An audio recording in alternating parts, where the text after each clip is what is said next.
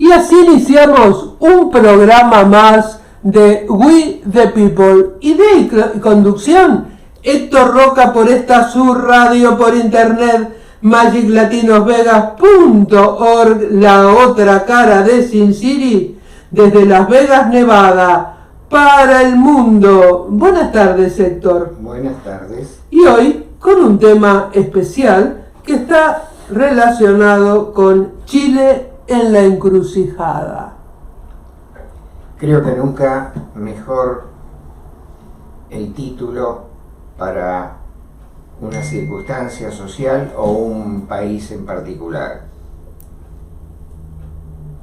Se suman dos hechos trascendentales en la vida del país trasandino.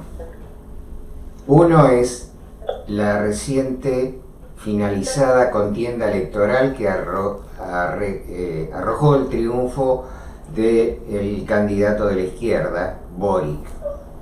Y la otra es el desarrollo de la convención constituyente encargada de modificar la actual y existente constitución de Chile, donde la mayoría de los constituyentes son de tendencia de izquierda. Esto significa que las propuestas que fluyan en esa convención van a estar avaladas por el voto popular que le dio un testimonio de confianza a el futuro presidente Boric. Y decíamos que es una encrucijada porque esto significa la modificación prácticamente integral de una política de crecimiento que venía trayendo Chile durante el curso de más o menos 35 años y que la había sacado de la situación de rezago social en que se encontraba y postergación económica para llevarla a ser probablemente el ejemplo más exitoso, por lo menos en lo económico, de América Latina. No vamos a entrar para no confundir a la teleaudiencia, no vamos a entrar en el detalle de los porcentajes en que se modificó la vida del chileno en cada uno de sus aspectos.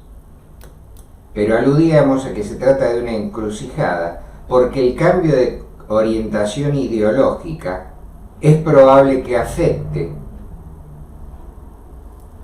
las propuestas y las decisiones que se vayan a tomar, que pueden llegar a ser profundamente modificatorias del rumbo que venía trayendo Chile. ¿Por qué decimos esto? Porque el programa económico que exhibió el candidato Boric de la izquierda, una coalición apoyada fundamentalmente por el Partido Comunista, apunta a una fuerte estatización, o sea, significa esto un fuerte crecimiento del Estado apuntalado sobre la base de un importante incremento de los impuestos, lo cual sabemos por experiencias ya habidas en otros países de América Latina que no son conducentes a un desarrollo económico progresivo, con lo cual también se retardan los beneficios sociales que podrían obtenerse. ¿Cuáles son estas áreas en que pretende influir, estatizando el programa del presidente Boric? Es ni más ni menos que el área de salud, el área de educación, la seguridad social, y particularmente la transformación del sistema de jubilaciones privadas en un sistema de reparto. Estas modificaciones pueden tener consecuencias muy importantes en el futuro, a tal punto que muchos economistas y analistas políticos de Chile manifiestan que su país avanza hacia una meta chilentina. Como en la Argentina hablábamos de la Argenzuela del futuro. Antes de entrar en el detalle, quisiéramos preguntarle a Edwin, para que nos clarificara con su conocimiento de la política latinoamericana, cómo se dio el hecho de que, habiendo sido derrotados en las elecciones primarias, luego sean triunfadores en las elecciones definitivas. ¿Qué pasó con las otras instancias políticas y cómo se alinearon? ¿Cómo se produjo esto que cambió el resultado que en primera instancia se había dado? Es tu tiempo, Edwin. Muchas saludable, Mónica, Héctor, un abrazo. A ver, este joven universitario que tenía un enorme liderazgo como Gabriel Boric, realmente en la primaria, como tú lo dijiste,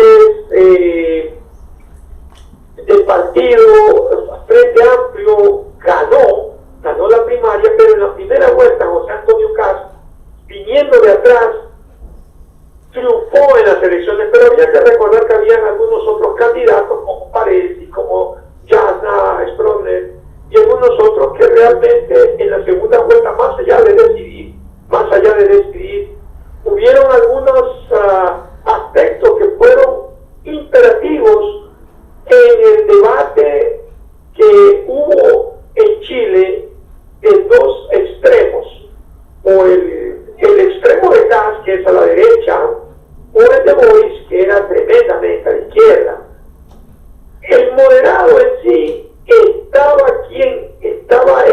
tenía una enorme expectativa de esto para decidir por de todos lados se iba cuál era el más conveniente para un Chile que había venido sufriendo enormes ataques a las instituciones en el sentido de violencia en el año 2018, principalmente por la situación de la educación, de las AFP, que son las asociaciones, la AFP, las cuestiones privadas de pensiones, y algunos otros temas que realmente fueron debatibles por ambos candidatos. ¿Cómo gana Boric? Gana porque José Antonio Cast no tuvo la suficiente capacidad de llegarle a la gente joven. Es decir, Boric gana con una gran votación, es decir, gana casi que con 12 puntos. En donde triunfa Boric, principalmente en el último debate del día lunes, en donde a Boric inclusive se insinuaba de que había usado drogas o estaba usando drogas, y en donde en el debate demostró fehacientemente que, según lo que él decía, no lo había usado. Pero más allá, las temáticas de Chile que eran de tremenda importancia, como la salud, como la educación, como los fondos de pensiones que tú estabas hablando, fueron tratados de una manera interesantísima por jóvenes de 25 años. El problema es aquí, a pesar de que hay una constitución que se está ahorita, como los chilenos la conocen como convención, que se está tratando de hacer para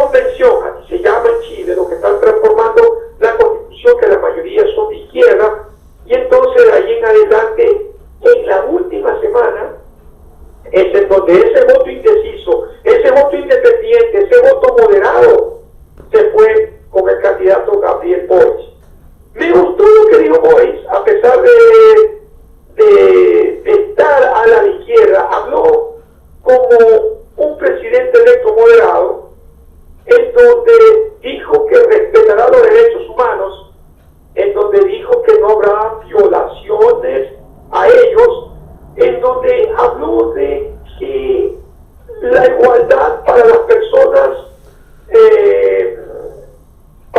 del mismo sexo, habló de una enorme diversidad, es decir, no habló como un extremista, sino como lo que la gente está esperando, que sea moderado.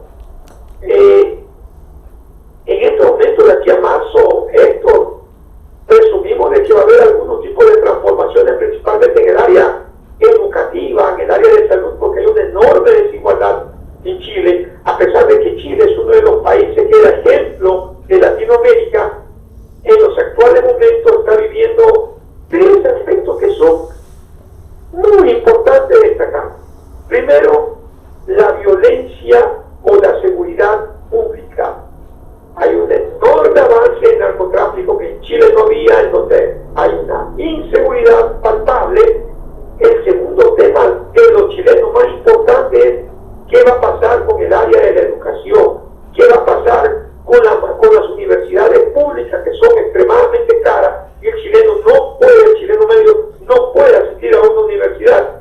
Y el tercer punto, que aunque en el área sanitaria Chile es ejemplo de Latinoamérica, pero qué va a pasar más allá en el área de la salud, porque últimamente la salud ha sido un tema tremendamente político y no lo han llevado como política de Estado. Sí, producto fundamentalmente de la pandemia. O sea, en eso no es diferente a la situación de crisis que tiene el resto de los países de Latinoamérica y del mundo. Lo he dicho, no tiene nada que ver, por ejemplo, con algunos países. O sea, la salud, últimamente en algunos países, es área no solamente de mejorarle las condiciones al pueblo, sino que ha salido, suele ser en algunos países latinoamericanos, entre ellos Chile, un lugar en donde se deciden los puestos políticos y en donde no se está trabajando con, otra vez lo reitero, con política de Estado. Esos son los tres ejemplos, esos son los tres pilares del presidente electo Gabriel Boric, aunque también no deja de reconocer que hay otras áreas que tiene que trabajar, principalmente en el agua. Él hablaba de la enorme desigualdad que hay en ciertos sectores por la privatización del líquido vital. La realidad que Chile, en los Piñera, le está dejando un país al presidente Boric que tendrá que negociar con un Senado y un Congreso dividido. Un Senado de 50 personas y un Congreso de 154 legisladores que tendrán que buscar el presidente Boric consenso para, aparte de la Constitución que se está escribiendo en el país, tiene que consensuar algunas temáticas que son de alta trascendencia.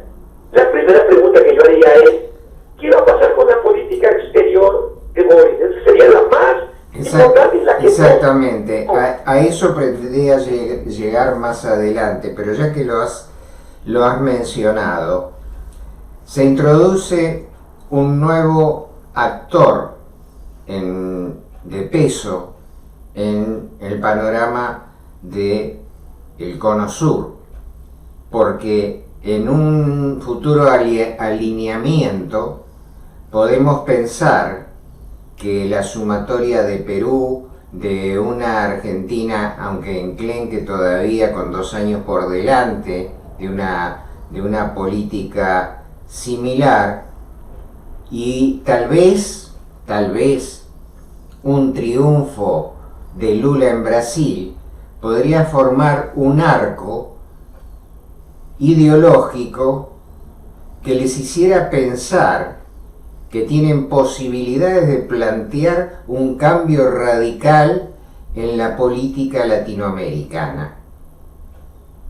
¿Es posible algo así? Pudiera ser, habría que ver aquí algunos modelos muy interesantes. Primero, quiero pasar con la cuenca del Pacífico, que Chile está dentro de ella, por ejemplo. Chile va a ir a la política de países como Perú. Si gana Lula, no se olvide de Gustavo Petro, que también puede ser que triunfe en las elecciones de Colombia. Es decir, vamos a mantener un rumbo por este lado. Perú Argentina, No. Lula con Brasil, Argentina con Fernández, Chile con Boris, Venezuela con Maduro. Entonces tú tienes acá a Nicaragua con Ortega, a Honduras con la señora Xiomara Castro y se me puede escapar otro, Nicaragua, Honduras. Bueno, eso significa un rombo y eso significa el fortalecimiento del Foro de San Pablo. Hoy el expresidente Rafael Correa, en una intervención que tuvo para un medio internacional, dijo que el triunfo de Boris es el triunfo de la izquierda latinoamericana, en tanto y cuanto ellos lo dan casi que ganador a Lula y casi que ganador a Petro. Eso implica que Latinoamérica puede cambiar ese rumbo y dónde van a ir la política y qué va a pasar con la política exterior de estos grupos con respecto a los Estados Unidos. Es decir, la política exterior del presidente electo Gabriel Boric es la que no está definida, porque no se sabe cómo se va a manejar, si se va a manejar como la manejó Bachelet, como la manejó Edwin, como la manejó Frey, como la manejó Lago, moderadamente, donde Chile seguía perteneciendo al grupo, a los grupos latinoamericanos que no fueran más allá del extremo izquierda, o Boris se va a alinear a los famosos grupos del ALBA, o mantendrá una política de bajo perfil. La realidad, la primera pregunta que habría que hacernos: ¿dónde va a alinear Boris en su política exterior? Ahí habría que preguntarse cuál va a ser su relación con el Partido Comunista, que es probablemente el principal pilar de su coalición.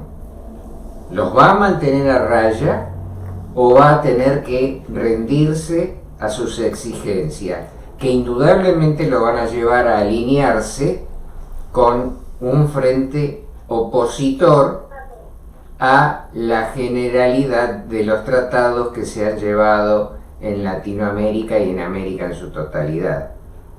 El problema es que ahorita la política exterior latinoamericana está en un veremos, porque el gigante va a ser el próximo año, y aunque Chile da la muestra de que probablemente Lula sea quien gane la presidencia, va a ser decidor, porque usted va a encontrar a Brasil y Argentina que tal vez quieran otra vez alinear al Mercosur. El problema es que el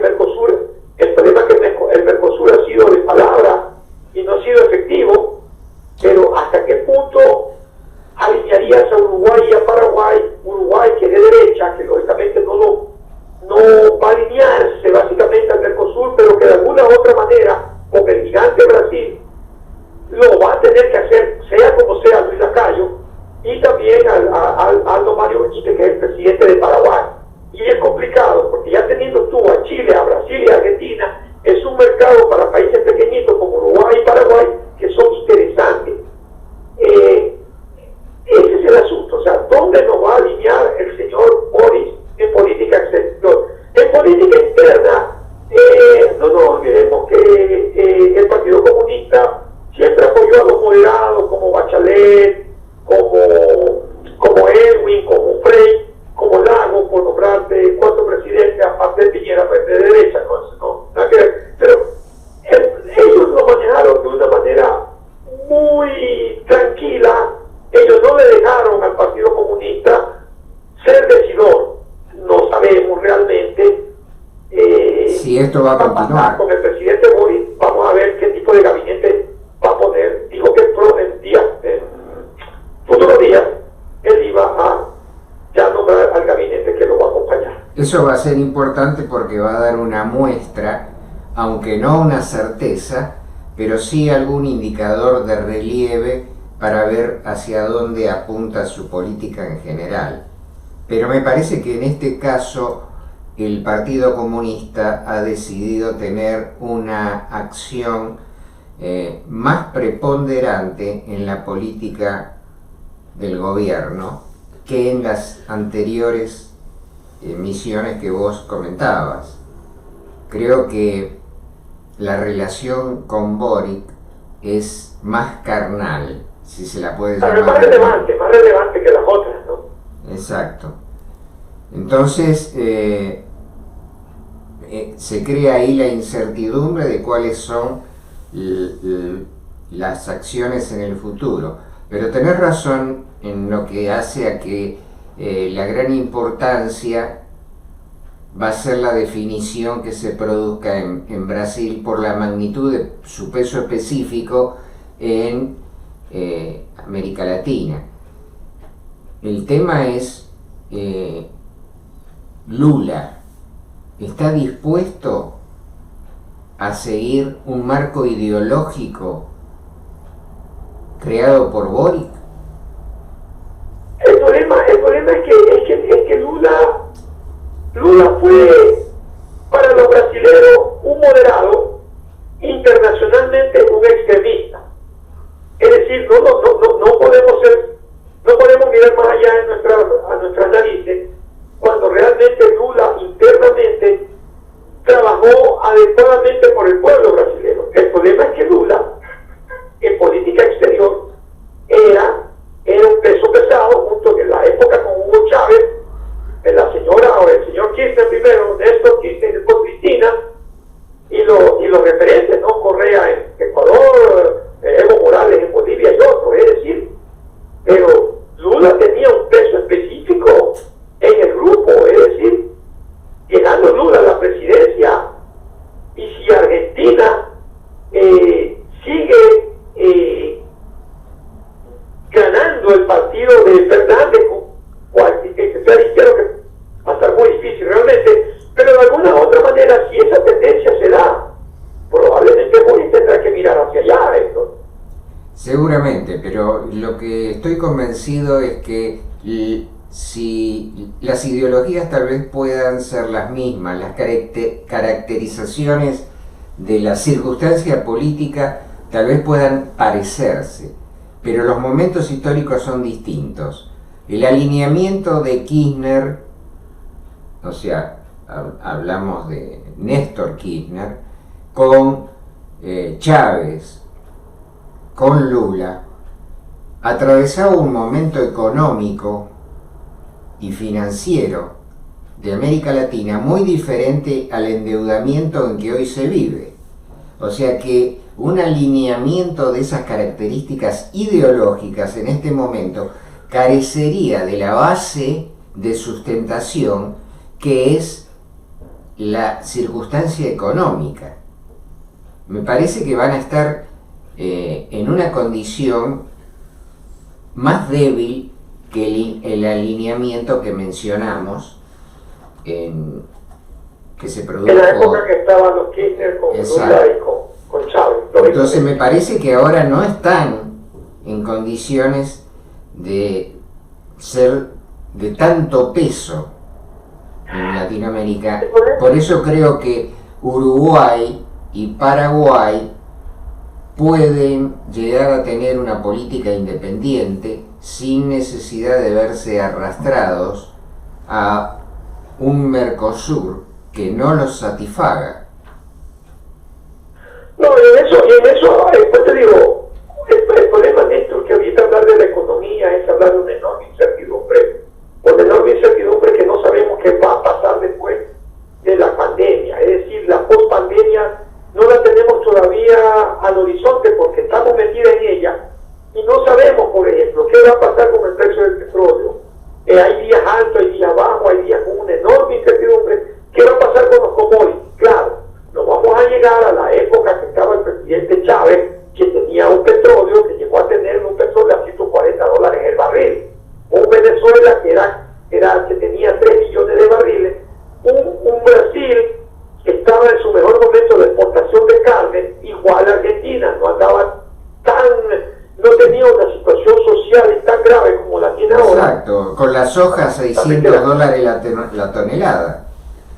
Claro, en eso estamos totalmente de acuerdo usted y yo, pero la realidad es que no sabemos, con la enorme incertidumbre que está generando esta pandemia, no sabemos realmente qué nos va a venir. Aquí mismo en Estados Unidos tenemos una enorme inflación digo enorme, porque tener 6-7% en un país como Estados Unidos no se veía desde más de 40 años.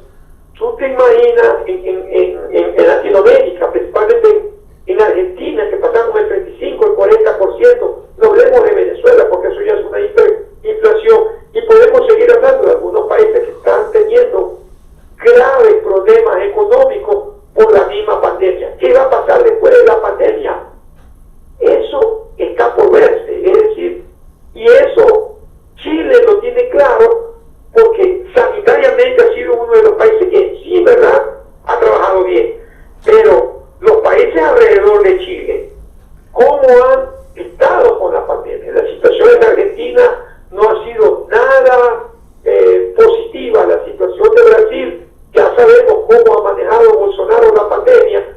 Entonces, allí viene la situación en Perú. Castillo no está teniendo nada sólido. Castillo, aunque lo absolvieron en el Congreso de Perú, Castillo sigue teniendo la mitad del país en contra de él. Es decir, es una situación del exterior tremendamente compleja para Chile. Y hay que ver, Néstor, aparte del exterior, lo interno, qué modificaciones va a hacer la Constitución, en qué puede estar de acuerdo o no el presidente Boric, para que después la gente vaya y acepte o no acepte la Constitución. Eso también habría que ver cuando ya ellos la escriban realmente. Presumimos que todo va a estar bien, porque la mayoría de ellos pertenecen a la izquierda, pero bueno, vamos a ver cómo se da el escrito de la Constitución. En principio lo que vamos a ver en etapas, como vos señalaste, la primera, que es la configuración del gabinete, yo diría que la siguiente es la enunciación oficial de las pautas del programa económico y las primeras medidas que surjan para cumplirlo. Eso nos va a dar un perfil de qué podemos esperar en el futuro. Pero lo preocupante, como decía yo al principio, es que las consideraciones de sustentabilidad de ese programa económico están basadas en un crecimiento no solo del Estado, sino que para sostener ese crecimiento del Estado se va a aumentar la carga impositiva en un 8% del Producto Bruto Interno, lo cual es un número para Chile muy significativo, porque representa un 33% más de impuestos. Y si eso no configura un peligro, de alguna manera a futuro puede hacerlo, porque si recurren para licuar los efectos de eso a un programa inflacionario, van a terminar como la Argentina o en peores circunstancias. El problema es que el presidente dijo algo que me parece muy interesante: voy a actuar con responsabilidad fiscal. Y eso implica que va a tener que tomar medidas que sean no medidas populares. Es más, hasta qué punto el presidente Boric, cuando ya esté allí, tome medidas que de pronto sean impopulares pero que sean necesarias. O hasta qué punto él estará haciendo que el Estado lleve la batuta sobre lo que Chile siempre ha tenido, que es el fortalecimiento de la empresa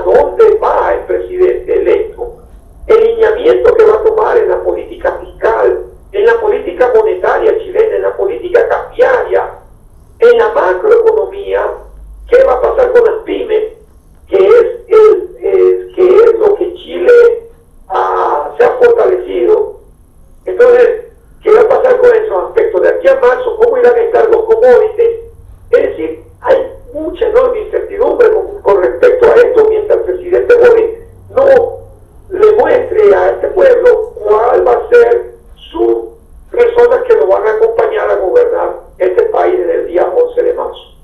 Es que además la industria privada chilena se va a encontrar ante una encerrona, porque buena parte de esa industria es de carácter extractivo, particularmente la del cobre, que es pilar fundamental de la economía.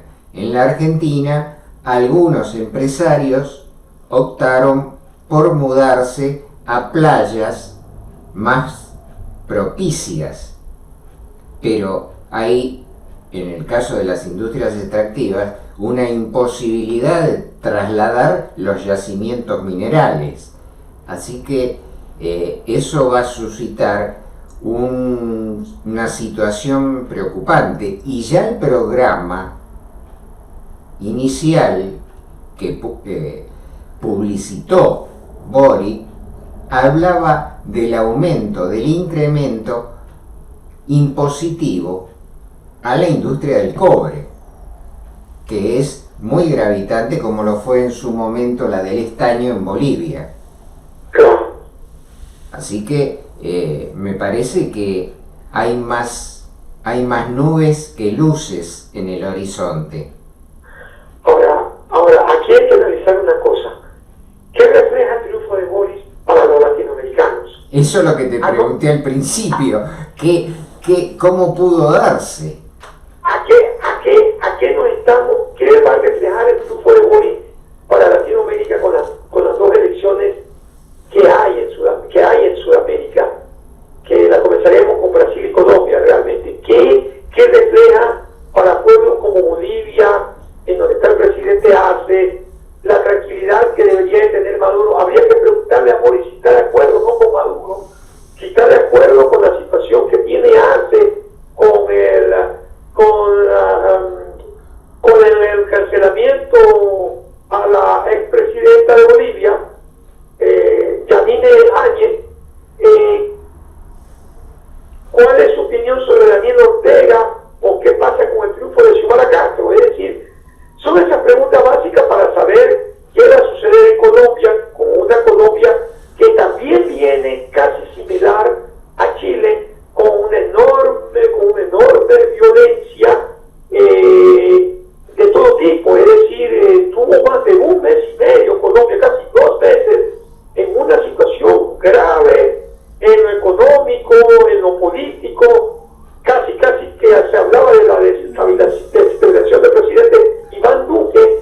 Es decir, que iba a reflejar para el votante colombiano, para el votante brasileño, que Gabriel Boric, un muchacho de 35 años, haya dado el zarpazo que dio. Es decir, cómo va a fortalecer los grupos denominados de izquierda, los grupos denominados del ALBA, con respecto al triunfo de este candidato. En Colombia, las encuestas nos dicen al día de hoy que Petro va adelante, que de pronto Iván Zuluaga, de la derecha, del partido de Uribe, le puede pisar los talones y puede pelearla, de que el señor Gaviria, Alejandro Gaviria, profesor universitario de Medellín, puede tener alguna posibilidad de que Juan Manuel Galán, hijo de Luis Carlos Galán, no hay por dónde. Es decir, o del hijo de Rodríguez Lara, el hijo de Rodríguez Lara Bonilla, que fue asesinado junto con Galán en la época del narcotraficante Pablo Escobar.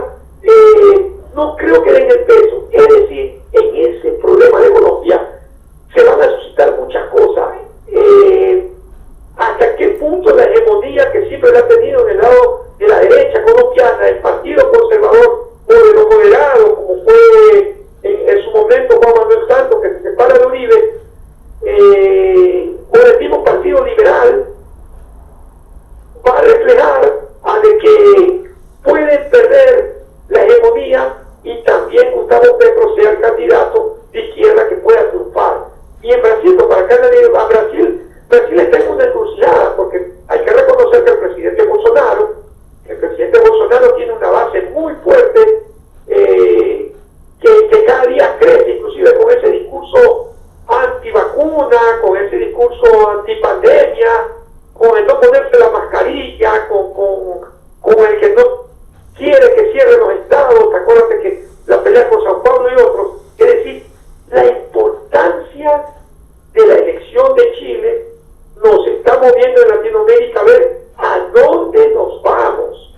Yo Ya particularmente... con Colombia y Brasil, Héctor, nos queda solo Ecuador con Guillermo Lasso, que está a la derecha, y Luis Alberto Lacalle, presidente de Uruguay, es el hijo de Luis Alberto Lacalle, el presidente de Uruguay, que también está en la centro derecha. El resto, o moderado o de izquierda, analice toda Sudamérica y usted se va a encontrar con ese monstruo que se va a llamar, tal vez, o que se va a fortalecer como el Grupo del ALBA, o el Foro de Sao Paulo, o el Grupo de Puebla, llamémoslo como quiera. Es decir, Yo personalmente no tengo dudas de cuál va a ser la actitud en ese sentido, refiriéndonos a la política exterior con los países vecinos. No tengo dudas de cuál va a ser la actitud de Boric, porque más allá de que personalmente puedan estar en desacuerdo con ciertos ataques o atrocidades que se han dado en algunos países de América Latina, finalmente termina privando la conveniencia ideológica. Argentina es un ejemplo claro de eso. Sus acciones son conducentes a, por lo menos, hacer un silencio culpable con respecto a esas circunstancias de los países que están atentando contra los derechos humanos. Yo creo que si Argentina es un ejemplo de ese comportamiento, donde no podemos pensar de ninguna manera que el presidente Alberto Fernández es un hombre de izquierda, pero que en definitiva es un títere de las políticas que lo impulsan, no creo que en el caso de Boric, con una mayor carga ideológica de izquierda, vaya a levantar un dedo acusador o por lo menos hacer un voto de rechazo. Por eso me parece que la jugada de Biden de convocar a esa reunión de países por la democracia pone, por ejemplo, a varios países, en el caso de la Argentina, por ejemplo, a definirse de qué lados van a estar, si van a seguir apoyando a los países donde está coaccionada la libertad o si van a generar un voto de rechazo. Y esa definición me parece que la van a tener que dar muy próximamente. No sé si Boric va, ignoro si está convocado, o sea, si Chile está convocada en esa reunión. Sí, sí está convocada, pero no estoy seguro porque eso va a ser antes de marzo, me imagino que irá Piñera. Pero de alguna u otra manera, como tú dices, en Argentina, un Alberto Fernández atrapado por las circunstancias, un Alberto Fernández que se ha peleado inclusive muchas veces con Cristina y que ha habido alusiones de ambos personalmente. Usted ha de haber leído la carta de Cristina Fernández el siguiente día que perdió aparentemente en las primarias antes de la elección general. Realmente se demuestra de que en algunos países sigue habiendo este tipo de terremotos, es decir, el terremoto electoral, en el sentido de que la culpa es tuya por no escucharme. Eso pasaba en Venezuela, por ejemplo, con Maduro, con Chávez y con Cabello. Es decir, hay una enorme diferencia entre ellos mismos. Sí, pero en los momentos de definición se ponen del lado en que, no en el que más le conviene, sino en el que estuvieron atados desde el primer momento. Porque en la última reunión o mejor dicho, en las reuniones iniciales del Congreso con los nuevos diputados en el Congreso de Argentina, donde el gobierno perdió en su intento de hacer prevalecer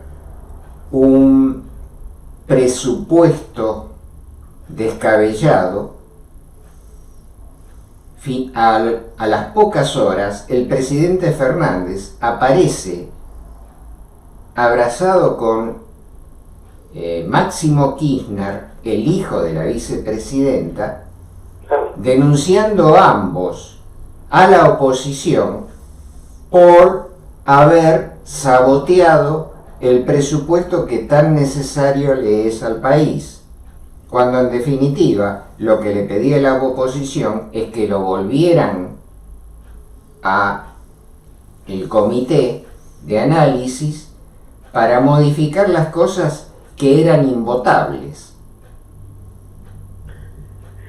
Sí, y mira, y yo te digo una cosa, y en estos años se van a reflejar muchas cosas que son tremendamente importantes.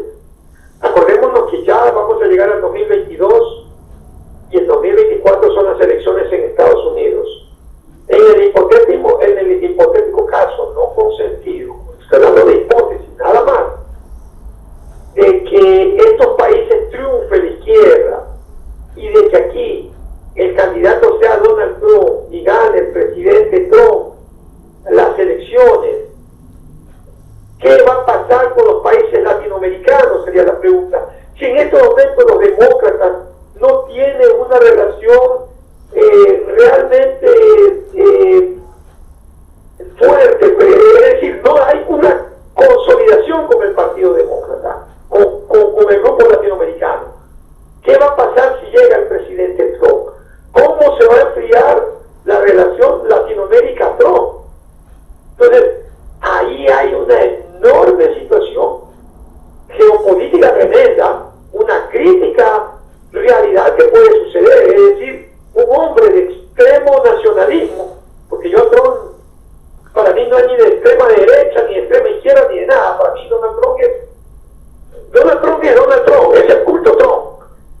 Y él, dependiendo de cómo se alinean los astros, y esto es triste decirlo, yo como comunicador, me da tristeza decirlo, pero el presidente Trump no tuvo política exterior que podamos sacar relevantemente a flote.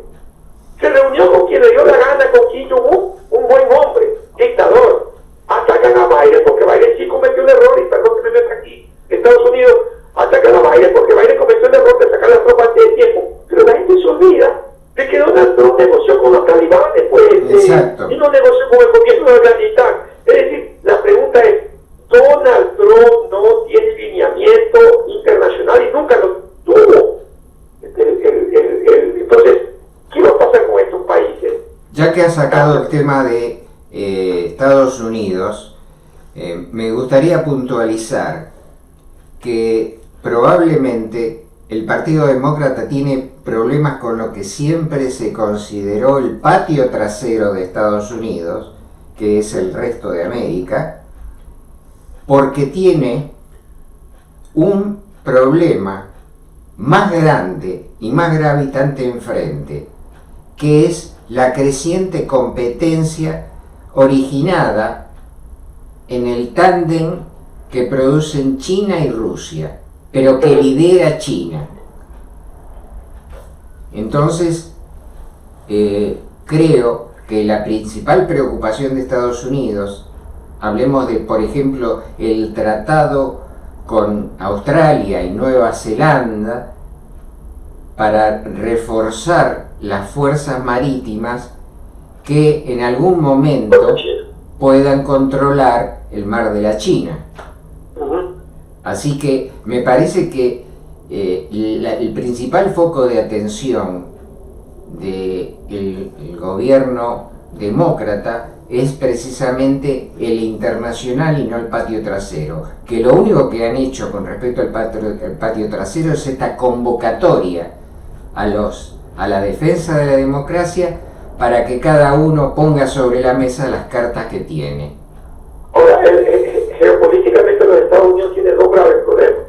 Uno con Rusia, porque en este momento no se sabe si el presidente Putin le diga a las tropas que ataquen y anexen a Ucrania,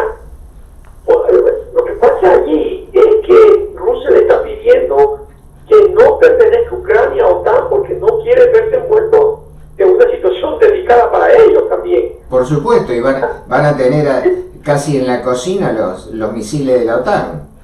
Claro, exactamente. Entonces y el otro problema es, bueno, si ustedes hacen eso, yo les corto el gas que va a Alemania, es decir, o que va a Europa. La mitad del gas, o la tercera parte del gas, perdón, no la mitad, la tercera parte del gas que produce Europa viene de Rusia. Es decir, con un frío como esto, yo no creo que Alemania, por ejemplo, que ya tiene el nuevo canciller, que ya no está la señora Merkel, que ya está Olaf Scholz, va a decir, bueno, esto es una situación crítica, yo no puedo dejar a morir a mi pueblo en pleno invierno de frío. Es decir, es una situación muy grave, y lo que tú acabas de definir, ¿qué va a pasar con China? ¿Qué va a pasar con Taiwán? ¿Qué va a hacer China con respecto a Taiwán? No lo sabemos, y esas son dos temáticas geopolíticas que el gobierno de Biden tiene que resolver, porque el gobierno de Trump no lo hizo. Trump le rindió culto a Vladimir Putin, y eso es lo que la gente no entiende. Ojo, que yo no estoy hablando mal del presidente Trump, no es que me cae bien ni me cae mal, es la realidad. ¿Qué pasó con Rusia? Sí hubo una disputa enorme arancelaria con China, pero no se definieron temas de geopolítica con China. Se estaban definiendo cuestiones arancelarias, que está muy bien, que Estados Unidos tiene toda la razón de discutir, principalmente con las patentes, pero en el área de geopolítica, el presidente Trump no generó confianza. No generó confianza al mundo, no generó confianza a la OTAN. La OTAN se sentía desprotegida. Ahora, el presidente Biden tiene un gran reto por delante. ¿Qué va a pasar de aquí en adelante con Rusia y Ucrania? ¿Y qué va a pasar con China y Taiwán? ¿Invadirá China a Taiwán? Yo creo que esas serían... Rusia, Ucrania. Yo creo que eso serían manifestaciones de provocación que, de hacerlas, tanto Rusia como China tendrían que estar basadas en un criterio en el cual estuvieran convencidos de que pueden hacerlo sin que haya represalias militares, que puedan haber represalias económicas por parte de Estados Unidos, pero que no se anime Estados Unidos a hacer una contraofensiva militar. Entonces, me parece que es un poco lejano esas posibilidades. En Ucrania la amenaza, en Ucrania la amenaza, ¿por qué no nos olvidemos que Ucrania recibe un fuerte aporte económico por parte del gas que atraviesa, por medio del gasoducto que cruza su territorio, que atraviesa Ucrania, y que la amenaza de Rusia no fue militar, fue económica. Entonces, me parece que las primeras pulseadas se van a dar sobre las mesas de negociaciones basados en temas económicos, no en agresiones militares. Y creo también... Acordémonos algo que Rusia anexó a Crimea. Claro, pero ya es un reflejo, ¿no? Sí, es un dato importante, pero Crimea, comparado con Ucrania, es de una magnitud relativamente, no digo insignificante, pero mucho menor. O sea, Ucrania sería realmente, si se decidieran ocuparlo, sería un movimiento que podríamos magnificarlo apocalípticamente diciendo que sería el comienzo de la Tercera Guerra Mundial. Y qué interesante hablar, por ejemplo, mira donde nos ha llevado la conversación, Héctor, de Chile, y no es que nos salimos del tema para que la gente vaya a decir, bueno, se metieron con Estados Unidos. No, es que la geopolítica lleva desde lo local, desde lo casi particular, lleva finalmente al gran mundo de la globalización. Y démonos cuenta de algo.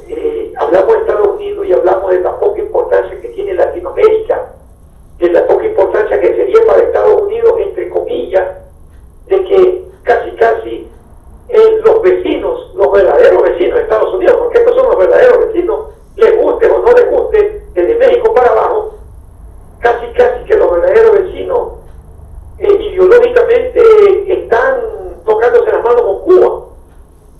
Entonces, pero como dice Héctor, pues más importante y el dolor de cabeza de Biden no es lo que está pasando en Latinoamérica, sino lo que pueda pasar con Rusia con respecto a la situación de Ucrania, o de China con respecto a la situación de Taiwán. Es decir, esos son los puntos más importantes porque geopolíticamente es de alta trascendencia, y también lógicamente que ya la guerra no se pelea con bombas, sino con otro tipo de metodología. O sea, ya estamos en la guerra cibernética, ya estamos en la guerra de los robots, aunque parezca mentira y aunque parezca absurdo, parece ciencia ficción, pero eso es una realidad que se está viendo cada día. Es decir, eso da la muestra de cómo este mundo se ha globalizado y cómo, por ejemplo, de una conversación, una tertulia tan extraordinaria con Héctor, y que nos hemos ido a Estados Unidos, y lo que Estados Unidos realmente está pasando con este país. Es decir,